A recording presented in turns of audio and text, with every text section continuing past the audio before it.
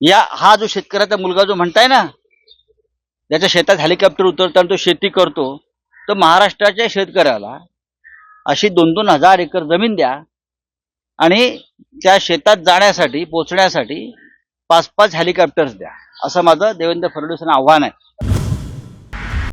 कोल्हापूरमध्ये महाराष्ट्रातच मोदींनी तंबू ठोकलेला आहे ना, आणि लवकरच मुंबईत 7 सभा घेणार आहेत. छत्रपती शाहू महाराजांचा पराभव करण्यासाठी मोदी येत आहेत हे महाराष्ट्र लक्षात ठेवेल. ज्या छत्रपती शाहूंचं योगदान या राज्यात आणि देशामध्ये दलित, शोषित, पीडित यांना जीवनामध्ये ताकद देण्यासाठी झाली, ज्या शाहू महाराजांनी राज्याला आणि देशाला पुरोगामी विचार दिला, जे शाहू महाराज छत्रपती शिवाजी महाराजांचे वंशज आहेत, त्यांचा पराभव करण्यासाठी नरेंद्र मोदी येतात हे ऐकून मला अजिबात धक्का बसला नाही, तर आश्चर्य वाटलं थोडं. श्रीमंत छत्रपती शाहू आणि त्यांच्या आधीच्या सगळे त्या गादीचे वारसदार यांनी महाराष्ट्राच्या जडणघडणीत मोठे योगदान दिलेलं आहे. तरीही भारतीय जनता पक्षाला, खरं म्हणजे भारतीय जनता पक्षाने किंवा त्यांच्या बरोबरच्या लोकांनी ज्यांनी तिकीट घेतलंय त्यांनी तिथे उमेदवार उभा करणंच हे चूक आहे.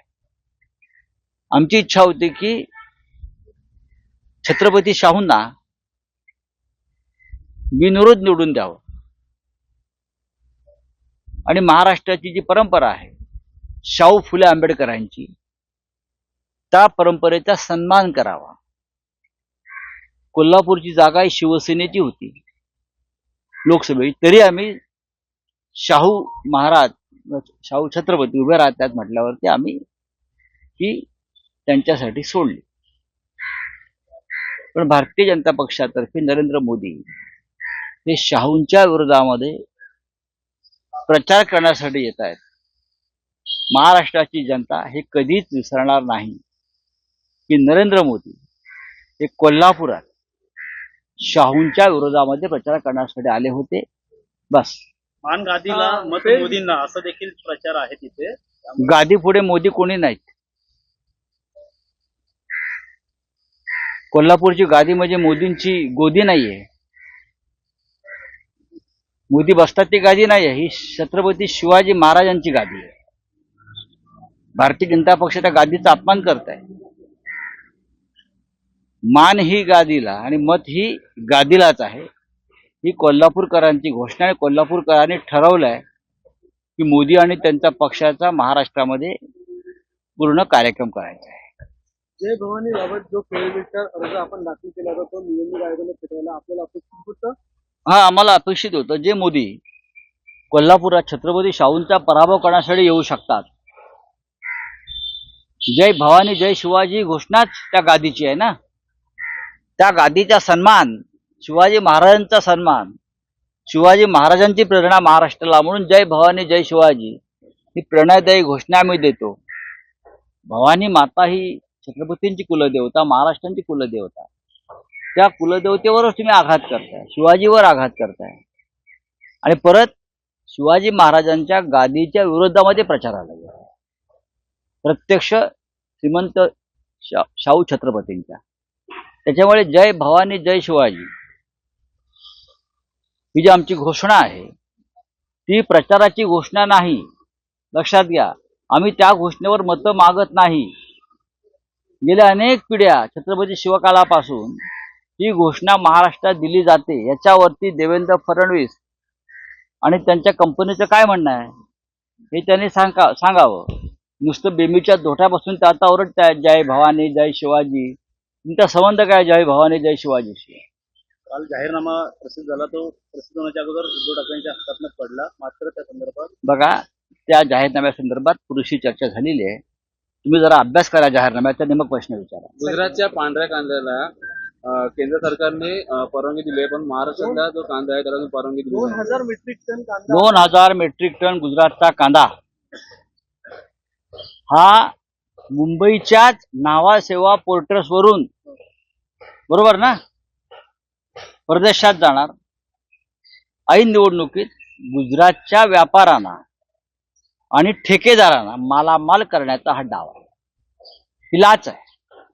महाराष्ट्राचा कांदा हा सडतोय, सडवला जातोय, त्याला भाव नाही. तिथे तुम्ही निर्यात बंदी केली. शेतकऱ्यांना आमच्या 4 पैसे कांदा उत्पादक, दूध उत्पादकांना मिळतोय म्हटल्यावर तुम्ही ताबडतोब निर्यात बंदी, ही बंदी, ती बंदी. पण गुजरातचा व्यापारी महाराष्ट्रात येतो, कांदा खरेदी करतो, तो गुजरातला जातो. तिथून हा कांदा आता निर्यात बंदी उठवल्यामुळं परदेशात नेणार. म्हणजे गुजरातचा पांढरा कांदा हा मोदींना प्रिय, आणि महाराष्ट्राचा कांदा हा रस्त्यावर फेका, महाराष्ट्राचा कांदा सडवा, महाराष्ट्राच्या शेतकऱ्यांची अडवणूक करा, हे मोदींचं धोरण. आजच माननीय शरद पवार साहेबांनी एक उदाहरण दिलेलं आहे. महाराष्ट्रात दुष्काळ पडला असताना ते साल त्यांनी दिलाय.